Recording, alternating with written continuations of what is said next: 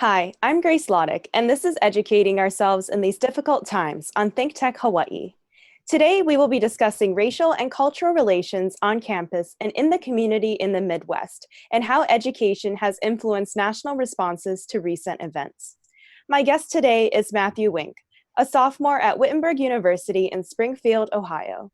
He is a history major with a minor in political science, and will be sharing his experiences as an Ohio native and college student and give us some insight into Midwestern culture and how cultural and educational differences create the foundation for how we perceive and respond to global issues. Thank you for being a guest on my show today, Matthew. Oh, thank you for having me. Of course. So, to provide some context for our viewers today, I just like to gain some of your insight into what Midwestern culture is like, where you grew up, and what your schools are like. So, to start off, could you tell us a little bit about the university that you're currently attending? Yeah, so I attend Wittenberg University, as you said, and it's a relatively small school, about 1,500 students. And it's a liberal arts school, so the education is very broad. And it gives students a chance to explore avenues I don't think that they would get many other places and to broaden their horizons.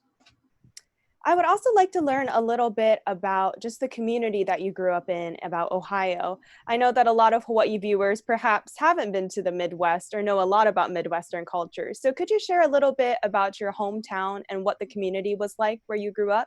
Yeah, so my community is a bit of a bubble.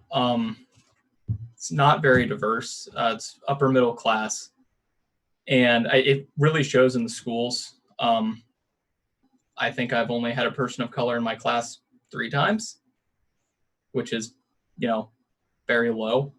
But overall, it's very wealthy. But at the same time, I think our education system, it has its downfalls, but I think it tries its best to prepare students for going into the real world where there is a more diverse population.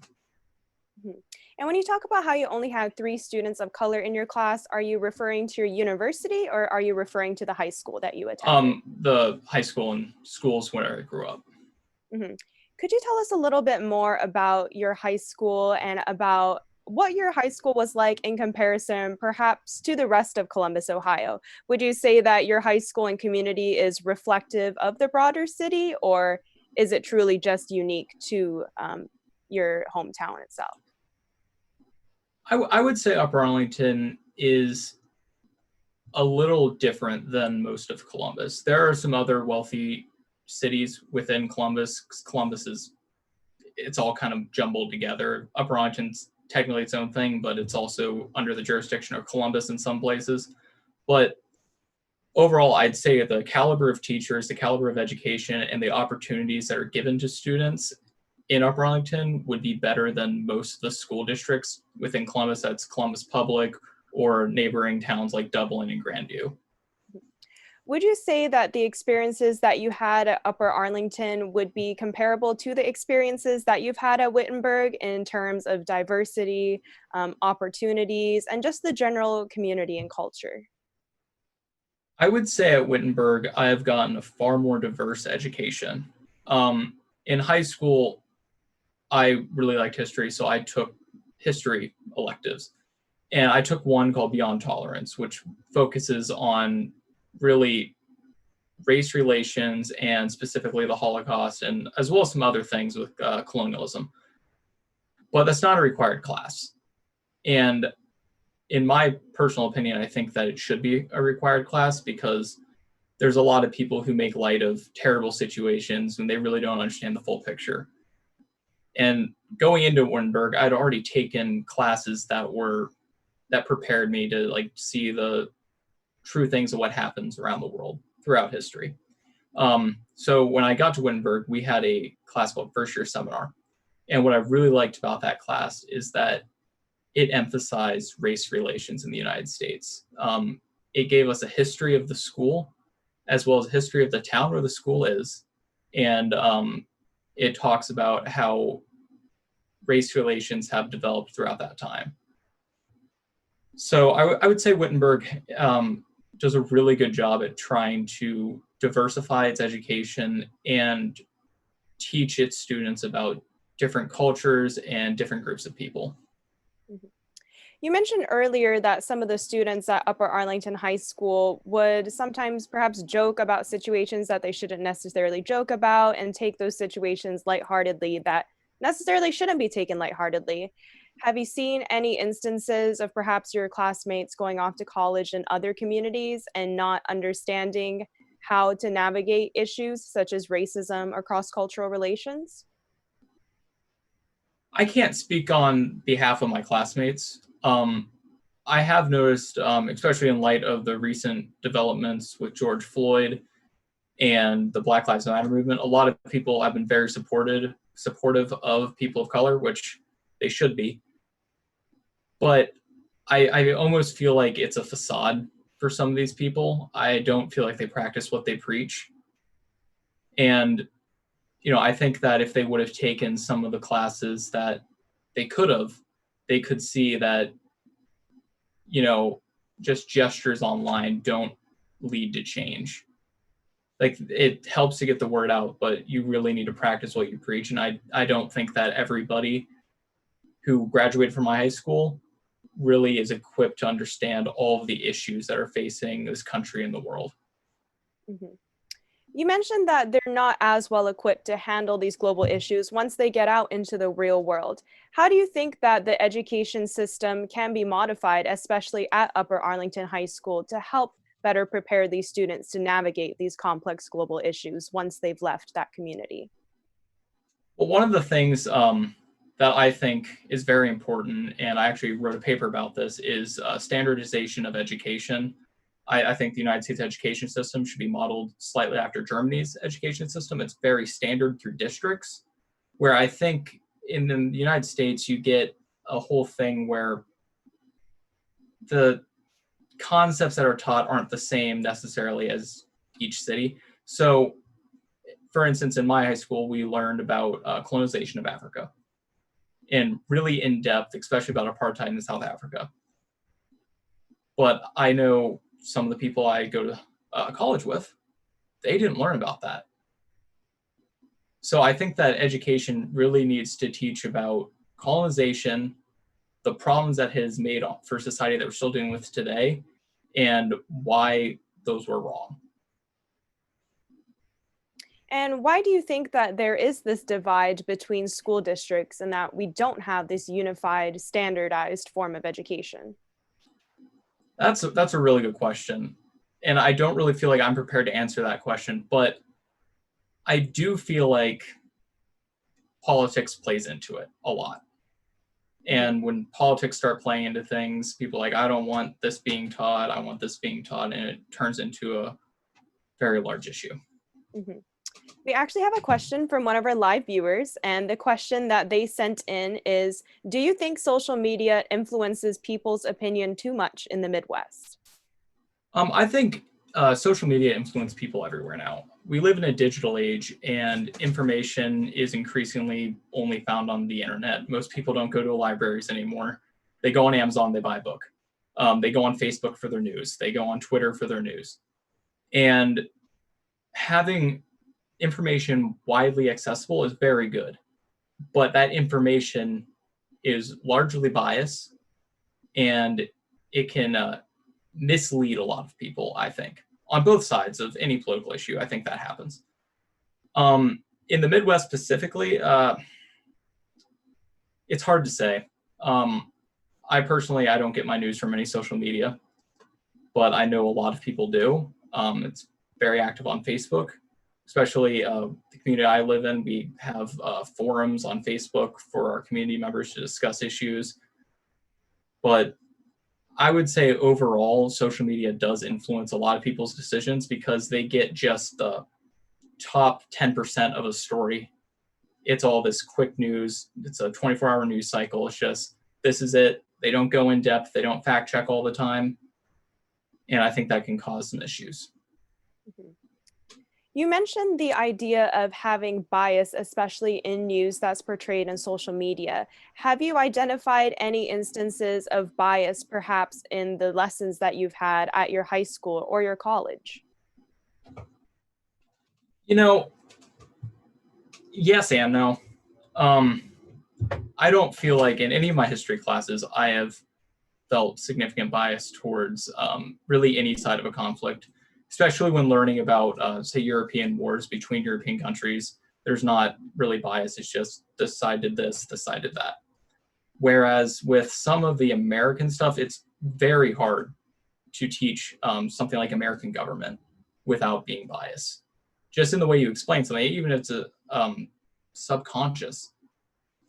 But overall, I don't really feel like there's been that much bias. And if there has been bias, it's a professor or a teacher saying, "This is my opinion. You can research it yourself to formulate your own opinion." Mhm. You mentioned earlier that Upper Arlington isn't necessarily the most racially tolerant place. Is that something that you also felt once you moved to Springfield, Ohio to attend Wittenberg? Um, yeah, kind of. So Upper Arlington is mainly it's 95% white. It's not diverse at all, and people don't really have the chance to interact with people of color or people of really any other different backgrounds than them. So there's sort of an intolerance there. It's a thing of this is new to me, I'm uncomfortable. So that kind of stuff happens. But then when I went to Wittenberg, um, through work and through various other programs I've done as a kid, I was around people of color all the time and talked to people. So I felt prepared. My first year seminar class was, it was about a 50-50 mix of whites and African Americans. And I felt more than comfortable in there. But there was a kid who went to a private school in Chicago in a very high class neighborhood who didn't really have any interactions. And at first, he seemed very uncomfortable. But I think throughout the class, everyone sort of got to know each other and no one was really uncomfortable with each other. Mhm. How do you think that this discomfort can be eliminated for students who are walking into a more diverse college campus for the first time? I really think it's open mindedness. I think Americans, especially, have this idea that we are our own people. We can do whatever we want. I can do whatever I want with my body, which is true. You can do that. But at a certain point, you also have to understand that you need to be able to talk to anybody. And I don't really think that a lot of people walk into a situation open minded. They might have preconceived notions from, say, social media, from movies or something. And they haven't made up their own opinion, but in their head, they already have. They don't have the experience to make up a true opinion, but in their head, they think that, oh, this is the way it is, so this is the way I'm going to see it. Mhm. Do you think that social media and growing up in the age of the internet has caused people of our generation to behave in the way that they do in regards to racism and cultural relations? I think that social media, in some cases, has made overt racism less common. I think it's more subtle things now because, in this modern age, everything is recorded. Someone will find something you said 15 years ago. And I think some people are, especially politicians now, politicians, older politicians, obviously have some big lessons to learn. But I think that people are starting to realize that they should really care what they say online. Mhm. I would love to continue this discussion with you, Matthew. In a moment, we're actually going to be taking a short break. Again, I'm Grace Laudick, and you are watching Educating Ourselves in These Difficult Times on ThinkTech Hawaii with my special guest, Matthew Wink. We will be back shortly. Aloha, I'm Christine Linders, a physical therapy specialist and the host of Movement Matters. My show is designed to teach you the simplest and most effective treatment strategies to get you out of pain and back to doing what you love. If you or someone you know is having pain in a certain area of the body and would like a free assessment in treatment over media or in person, and then come on the show to talk about it, email us at thinktechmovementmatters@gmail.com. Or if you have a topic you would like to know more about, please email us. My goal is to decrease pain all over the world, inspiring people to take better care of their bodies to enjoy life to the fullest. I look forward to hearing from you.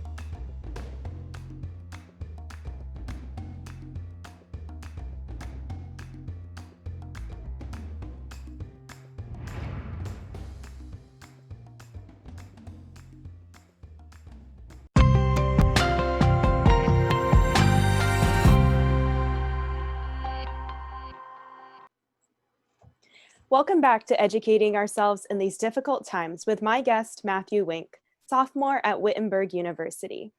I'd love to continue the discussion we were having prior to break about racism, not only in the classroom, but also in the community as well.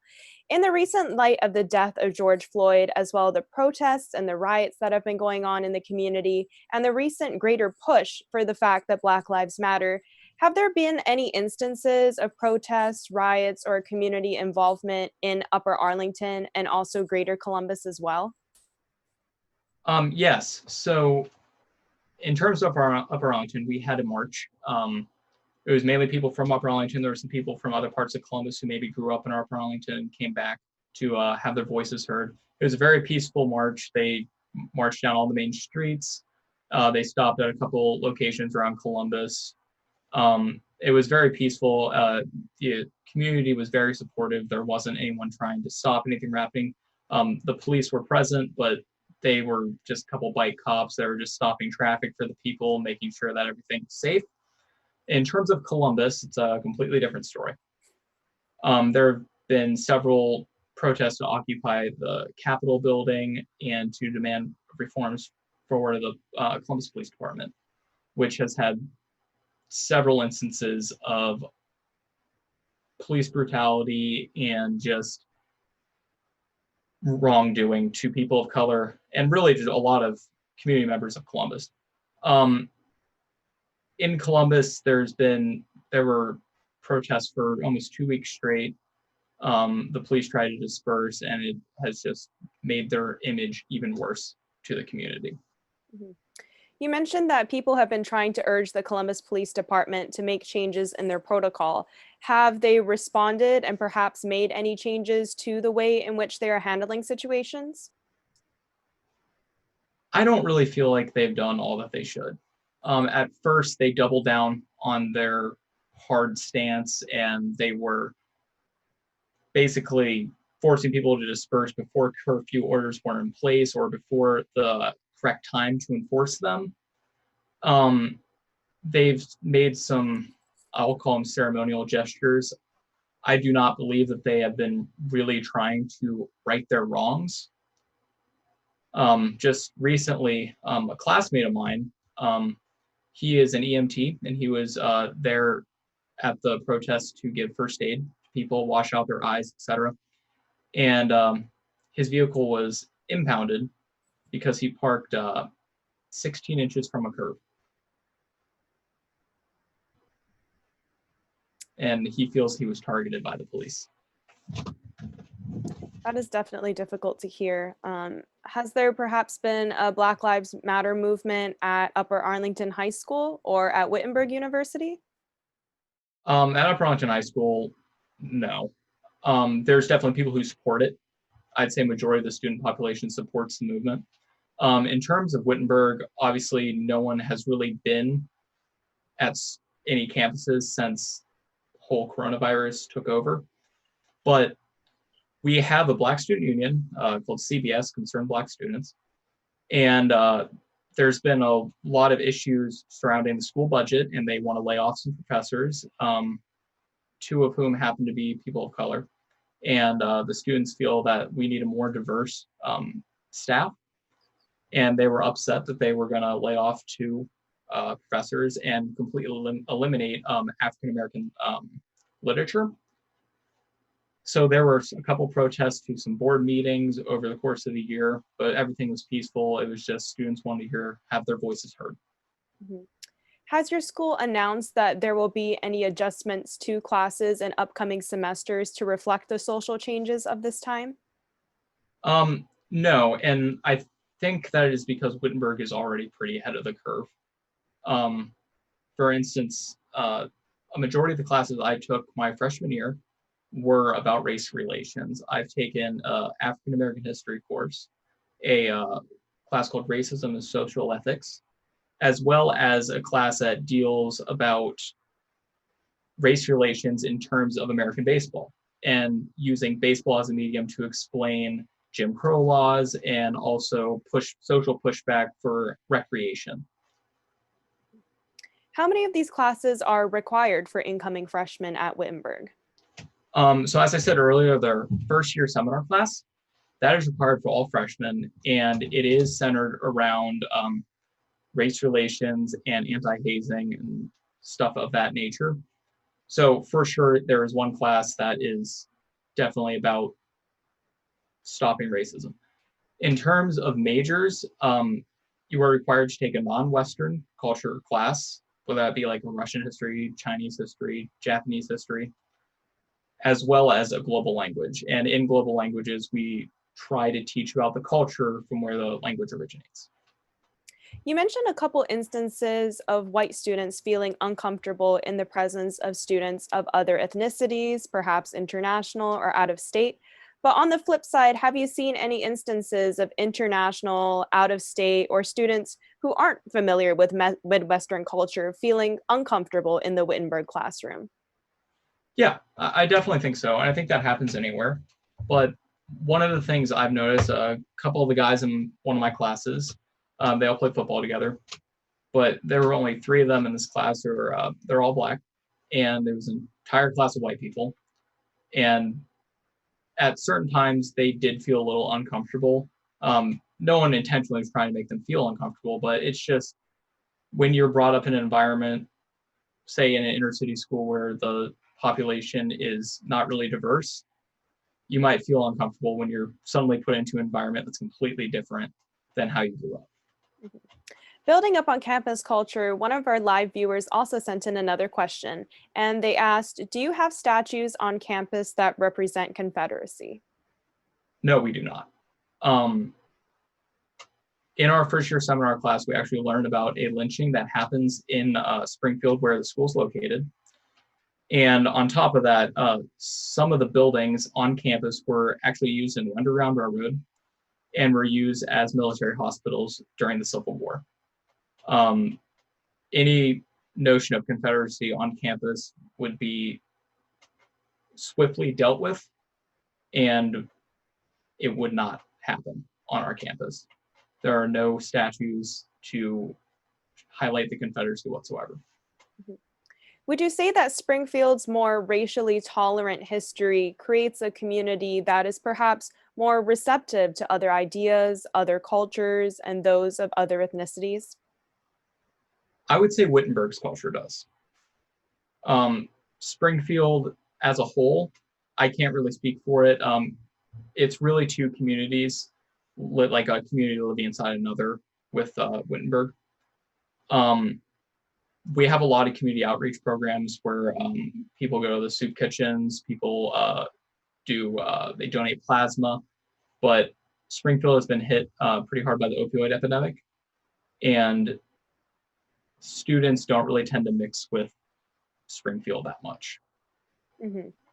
If you had the power to change your curriculum in high school to help others better prepare themselves to navigate these complex global issues such as racism and cross-cultural relations, what would you do to modify the curriculum at your high school? First and foremost, I would have a broader scope of history courses, specifically courses about colonialism, about the African slave trade, how that started,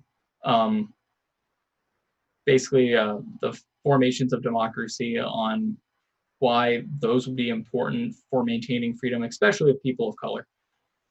And just like I said earlier, the Beyond Tolerance class, I think, should be mandatory, because I think that everybody should really have to take time and learn about those issues and see how they have affected society even today.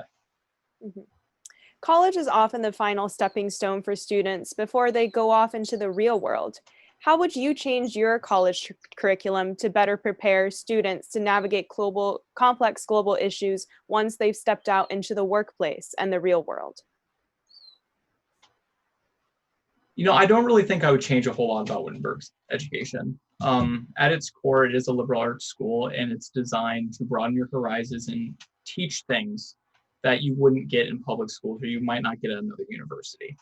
I think currently the only thing I would do is, maybe push for some more African studies courses, or just even courses of Chinese culture, of Japanese culture, Korean culture, and maybe push that a little bit more. But those avenues are open for every student. And I think that if they got pushed a little bit more to explore those, even just like a survey course, I think that would help greatly. Mhm. Do you think that a liberal arts education gives a student a unique edge in perhaps being able to navigate these complex global issues a little better?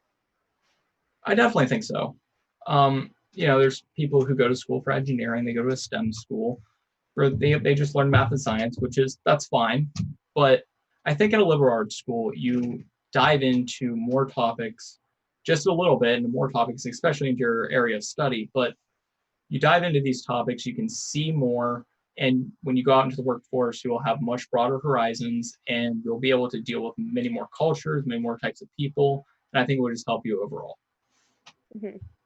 So, for our final takeaway, do you have any advice that you'd like to give to our viewers, perhaps high school students or college students, on what they can do to better educate themselves on racial and cultural issues?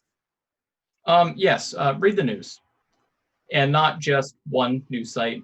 Read two opposing viewpoints, a moderate viewpoint, and a foreign outlet, so that you can formulate your own opinion on how things should change in this country or formulate your own opinion on different movements and etc. Things like that.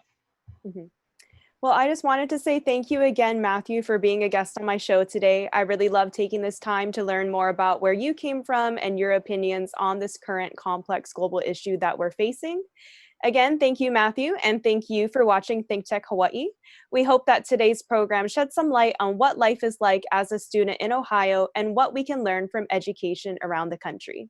Again, I'm Grace Laudick, and see you every other Thursday at noon. Aloha.